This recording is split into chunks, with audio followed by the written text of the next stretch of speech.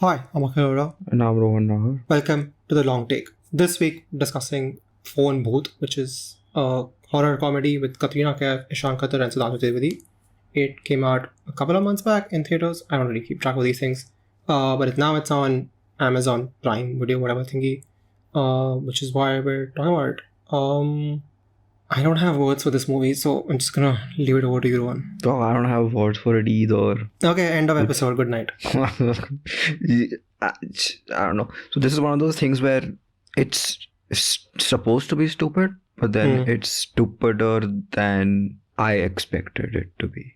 And not because it's deliberate. Like, it's deliberately stupid to a level, but then beyond that, it's just ineptitude. Yeah, like it's I mean, it's a good thing that we know sometimes we praise that, don't take yourself seriously. But the thing is, like, if none of your jokes ever land, then the whole taking yourself seriously doesn't really work. It just feels like a farce. I mean, I think there is a difference between taking yourself seriously and being serious. So this movie isn't serious, right? It's silly. But then it seems to me to be ashamed of its silliness, which is why it keeps breaking the fourth wall and commenting on how silly it is. A good silly movie would not do that. A good silly movie doesn't. You're right. It doesn't have confidence in its own jokes, so the jokes are interrupted by jokes. The jokes are interrupted by jokes and someone pointing out that they just made a joke, right? And the jokes are they have nothing to do with the actual movie. They're just random comments about like the real actors or whatever brand they endorse or something. Yeah, because the movie doesn't really ever care about building its own lore or whatever, right? Like, it's never like, oh, we will set up the groundwork here and then we will call back to our own moments. That never happens. It just calls out to other, things that these people are known for, or other people who are not even in the movie. Yeah, it's an SNL sketch over 2 hours long, which is and it's like a very poor season of SNL, like not even like a good SNL season. Yeah, it's an SNL sketch written and directed by the guy who made Mirzapur. It's exactly what it is. It's like the reason this movie exists is almost like it's like he came under the wings. They were like, yeah, okay, you've done like Mirzapur for us, so like we trust you. I don't know why you trust him, because clearly I don't know if he ever wrote anything in Mirzapur. He just directed, and you've done like very serious, sincere drama for us. So why don't you handle a horror comedy? Because you want to do it. Go for it. We will give you crores of money. And like genuine name people to star in it, right? Not like, like random off the street, like B movie stars, like inko pakad ke bana le. We will give you like people who charge, like I think Katrina charges what, like 15-20 crore per movie she does? I mean, probably not, but at least 5 for something like this. But like to like take her and then just like, I don't know what like this is supposed to be. A good comparison is actually the Fukre, the cameo that happens in the middle, right? You would anticipate that something like this or of this quality would star people like the ones who starred in Fukre. In Fukre, like, whatever, 9-10 years ago. Yeah. But no, apparently people read this, they financed it, and then a bunch of Bollywood people actors who were like rising, right? Like the stars are rising. Ishaan Khatter like coming off like whatever Suitable Boy and stuff like that, and then Siddhant Chaturvedi coming off like Gully Boy. Like, you are like, I mean, Kiraya was like terrible, but like at least like he's rising in the industry's like whatever eyes. Yeah. And then you pick this. It's almost like if I was like Ishaan Khatter, I would just like bury my like face for like the next 7 months and be like, okay, maybe I should not remind me when I exist. This is embarrassing. I mean, Siddhant Chaturvedi after Gully Boy, I don't think I recall anything he's done that's worth it. Like, I saw him in this and I was like, wait, these people can't act if they don't get a good director. Which is crazy, right? Which I don't know what that says about them as actors, because this is more difficult than Gully Boy, for instance, to do this, right? Because it's so specific. Like, what level of silliness is acceptable? Because you need someone to kind of bring it all together, because everyone would have different understandings of it, right? Katrina's not being silly at all because she has zero clue about what movie she's in. She's playing it like she would play any other. Like, she's playing it like she's having a conversation with you or I. Yeah. Crazy. But those two are on similar levels, although I would argue that the level itself is too muted for the kind of nonsense that's happening on screen. Not just the lines nobody can sell. Like, lines to किसी को भी दे दो, कोई नहीं sell कर पाएगा. But I think if they dialed up the cartooniness of it, it would have been less annoying. It would still be annoying, but less annoying. Which is the no thing, way right? to fix it. You have like a core here, of like you're not taking anything seriously. You're gonna try to poke fun at everything, but then it has to like spark somewhere, right? Like it's just like this movie made me appreciate like how tough it is to do comedy. Like I was like momentarily sometimes thinking of like like Everything Everywhere, because like you're trying to do like action with Michelle Yeoh, but like she also has to land the comedic beats with like in the same like scene sometimes, and like flip between the two things. And that just like now I can appreciate it more. I'm like, oh, that is clearly so much tougher because these guys are making it look like impossible. I think fundamentally this movie has no like foundation. Like there's nothing to hold on to. Just the inciting it's so stupid, right? Their parents cut them off, like their fathers cut them off or whatever, threatened to cut them off. So they're like trying to cut them off and like make them repay 5 crores. I don't know where that number comes from, but sure. Which is stupid, whatever, right? Because like from minute one, I'm like, I don't really care if you earn any money or repay whatever your fathers, right? Because like you're 35 years old sitting at home doing nothing, and you're just like the embodiment of the laziest, most entitled idiots. Yeah, like initially in the first 10 minutes before the like not first 10 minutes, like until the fathers are introduced, I thought they were just like like middle class people who had like gone astray and like don't really know what they're doing. But when they throw that number at you, I'm like, wait, these are like entitled rich brats who have like thrown away like crores of money of their dad and still doing nothing.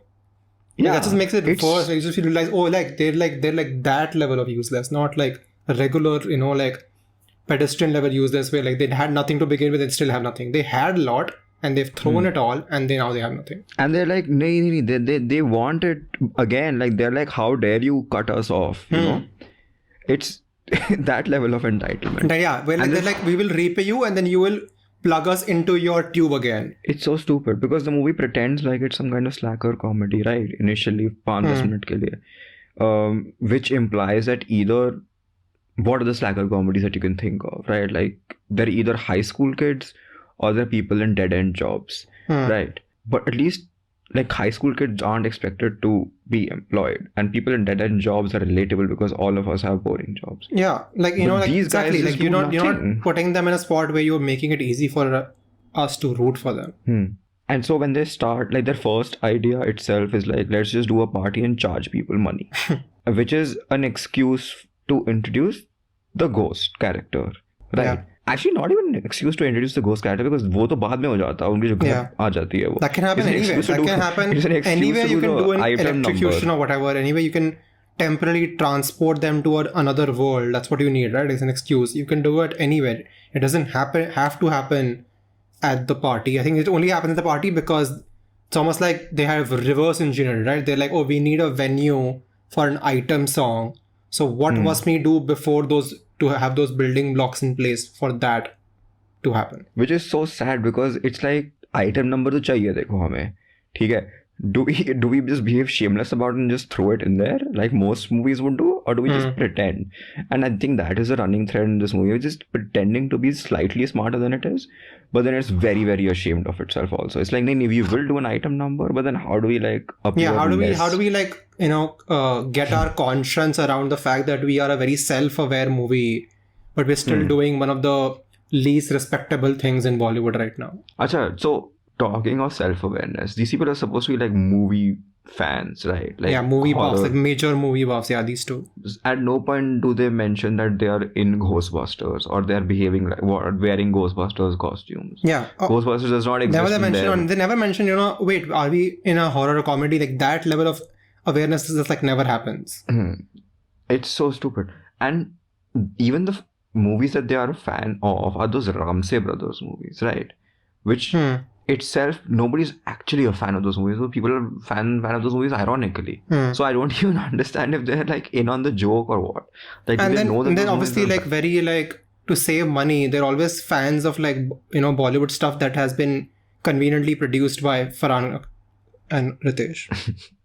That is so like, I think the Fukre thing might be because they're in character, right? They're not just those actors appearing silently. So that might actually be like an attempt to build some sort of universe, which is what a lot of these people are doing these days. I mean, sure, but then like that doesn't explain like the random child ghost screaming बहुत hard at Chaturvedi. Oh yeah. Or like just like bringing up like when those like tweets and memes coming on screen, you randomly have like a Mirzapur character slapping someone, like stuff like that. Obviously, like the Rajnikant stuff and like Jackie Shroff's like references are like I'm sure they have to pay someone for that because that's outside the domain of Excel. But otherwise, it's just like very conveniently located. And what can we do while not having to pay too much? Like, let's just reference our own stuff. You're talking about the reverse engineering. It almost seems like someone thought, okay, let's have Katrina do the slice thing. And they thought about it for a moment, like, how do we like squeeze, like, how do we write that into a scene? Then they just shrugged their shoulders or like, screw it, like, who cares? There's literally nothing happens. She just like, you blink your eye and she's in a slice commercial. Yeah. For some reason. Like, they didn't even bother to like, yeah, I mean, in a smarter movie, where you've actually like earned your characters, where you earned your moments, that could actually be like a, very fun moment where you're like using her star power and using the sort of like meme-fied sort of, like cultural currency around like something like that. And then you insert that into a movie and you get like a genuine laugh out of that. We're like, oh, look, yeah, it's like, it's actually Katrina Kaif. Like, remember like how sultry she is and like that became like a thing. So like now it's funny. But the thing is, because it's just like, as you said, randomly just dropped off. Well, while like, I don't even remember now what the dialogue is before that when the two are talking. Now I'm just like, what is happening? Did Slice pay you? Like now it feels like that. Slice and Amul paid them. Apparently Amul keeps happening over and over again. Yeah, there's a bunch of brand placements like in your face around the movie. No, but what really annoyed me about the Slice thing also, and it connects to a couple of other moments in the movies, there is like a Katrina Kaif Vicky Kaushal joke. I don't remember the joke, but then I do remember that it was there.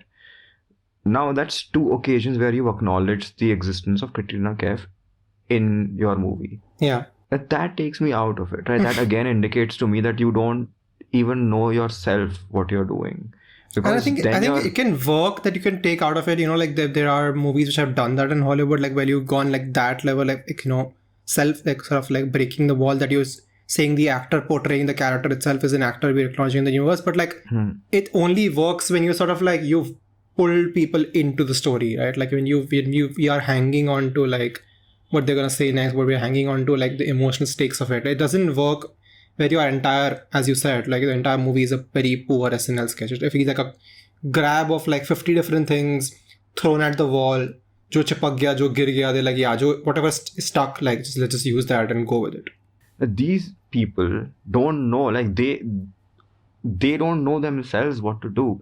Now, if you were to buy into this stupid nonsense world, I would buy into it. But because you don't buy into it, I don't buy into it. It's as simple as that. Yeah, so it's fine. I don't know why they keep getting away with this. Yeah, so I mean, it's one thing that, this movie has like not worked for audiences, but like I saw genuine reviews out there with like from critics, like who's supposed to be doing this for like a living, who have given it like a half decent score, like around like, like the middling, like 3 to like 3 out of 5 or like 6.6 out of 7, 10 or something like that, 7. That's like, wo to ek alag hi conversation hai. Like we can do 15 episodes and just how Indian film appreciation works. Scene is just like broken. It's broken because people watch 5 movies a year, right? And all of them are of a similar Phone Bhoot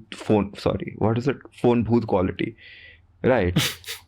So how can you even tell which is which is? You watch so much kachara that your brain just like your benchmark just like resets to that level and you start praising. Like literally someone called this a unique horror comedy. What the fuck? How is that? How is that something you say? Someone said this movie is more fun if you're stoned yourself. So I'm not sure about the critic anymore, what they were doing at their job. What else did I read? I remember some like crazy stuff. I'm just like, yeah, someone called this wild, wacky, and weird. And I'm just like, it's neither of those. Like, it's literally, even though like it feels like it wants to be out there, it's not out there at all. So like, that's what like the thing is. We've spoken about this, the one aspect of it before that, that it's fine if the industry is selling it as one thing and then, because they have to, they're doing marketing, and then like they just make people agree that, oh, it's a psychological horror. Oh, it's a this, that we've spoken about that aspect. But it's another thing where like, people who are actually supposed to like digest this and then actually tell the larger world that what it actually is. Oh yeah, this is what they sold you, but this is what it actually is. Like, if that system breaks down, then the entire like conversation around it is broken, right? Because the people who are selling the movie are obviously lying because they want to make money, but then the people who are supposed to be like reviewing it are in a way, I don't know, lying to themselves or like lying because they don't know any better. And now it just seems like this movie is actually half decent if no one talks about it, even though it, as we right now know, it's garbage. It's garbage. Yeah, but I also,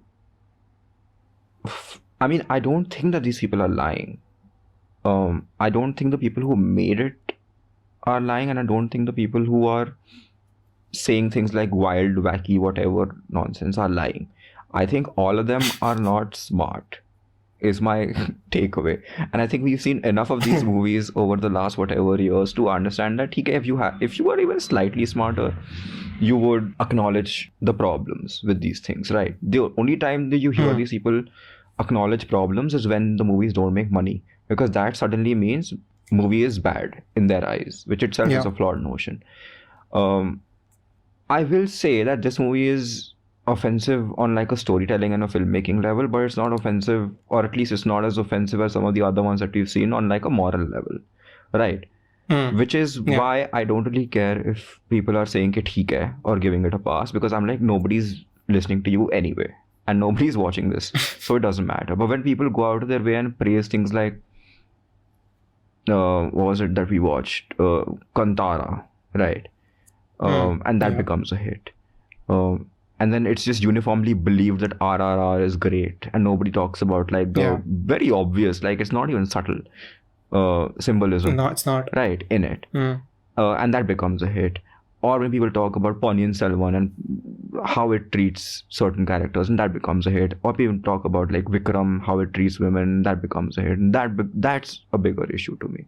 And when people go out of their way and give those movies positive reviews without mentioning that, these are the very, very blatant issues. Yeah, it's almost like becomes like the de facto thing, right? It's almost like you have to say RRR is the acclaim thing now, because like even like that's what like annoyed me about like even like right now it's happening, is that the conversation is now warped even outside India about that movie, right? It's like because like it's almost like exposing how movies cannot always travel well. Like you need like critics from that region to really like dive into it, because right now RR is like dominating nominations and like critics award lists around the globe, and I'm just like, wait, now I'm like doubting these people who have trusted for like tens of years. I'm like, do they actually know what they're doing? No, because they've obviously missed the most obvious issue with it, and I can't really blame them for it, because likewise when I'm watching, say, The Fabelmans, I can interpret it in like a million ways, but then I don't have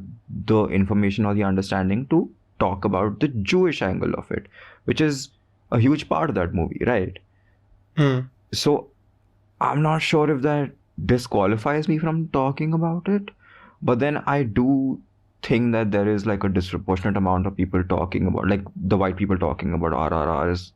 Its reputation is forever going to be cemented by this first wave of response to it, and maybe like 20 years later you'll be like, oh, all that was happening. Yeah, remember like how like we white people never really like looked into how there was like a Hindu nationalist party like ruling the country for like 9 years, and we never really bothered to question what the movie's symbology was, and we just like took it on face value as a very like sincere action movie. Maybe we should have like questioned that more. Oops. It's a service level reading, right? It's like watching Banshees of Inisherin and being like, oh, this is a movie about friendship. Or falling out of two people are falling out of friendship. बीच में कुछ होता रहता है. They keep talking about something about mainland. I don't know what it is, but yeah, it's a movie about like one white dude falling out with other white dude because he's bored. Yeah, so those people have watched RRR and they're like, wow, buddy, bros, action, and they've completely failed to like just scrape beneath the surface, which is stupid, right? And yes, so in like 10 years when our country ceases to exist, they'll be like, oh, Oops. When did the descent begin and what were the milestones? Let's go through India history. And it'll be very easy to identify because they've just seen one Indian movie, which is RR. Yeah, for them to be RRR, they won't even like remember that the Kashmir Files was there. So yeah, I mean, this is a larger conversation. But then that being said, in the context But yeah, of in that larger question, you're right. Like phone booth is it's not an insult. It's not like a moral insult, an ethical insult. Yeah, it's just an insult to script writing and filmmaking and direction and acting and basically all the crafts. Yeah, and then it is like also over 2 hours long, 2 hours 15 minutes long, which is insane. What are you even? Yeah, every time a movie I think it doesn't hold you or doesn't carry you from one joke to the next, which is what a comedy needs to do. Then you start noticing the clock a lot more. And aajkal though you notice the clock the first thing when you start a movie, right? You're like, oh my god, this is over 2 it's right hours. there. Yeah. How are we gonna get? Which the same way they sort of, it's supposed to be a surprise thing, right? Like Jackie Shroff's reveal. And I hadn't really seen the trailers and the marketing, so I was safe from that. But then Amazon put it front and center. It was like Jackie Shroff in the movie, supporting actor. I was like, okay, why is he's there? Okay, I'll see him. And then he doesn't show up. I'm like, okay, clearly he has some special cameo. And the moment they start doing the villain thing, I was like, okay, this must be him. Yeah, and then the whole that whole angle of the movie is from Shazam, it seemed. Yeah, it just comes out of nowhere, right? This movie didn't really need a villain. It's almost like a Marvel sort of level problem. It's like, oh yeah, our movies must have a villain, I think. We don't really have a villain. What do we do about that? Yeah, she could have just gone on her whatever personal journey and they could have helped her. It didn't really need... I think movie is 130 minutes long, 135 minutes. I think it's the 90th minute mark or something, where they're sitting at that dhaba or whatever, these two they have a leads, dance, Ishaan and Siddhant. Yeah, and suddenly they question, they're like, who is this Atmara? I'm like, yeah, exactly. This character has not been part of your journey for 2/3 of the movie, and now he's the main focus of it. How do you feel about that, guys? Lazily, just shortly, just crammed to it. We must do it now.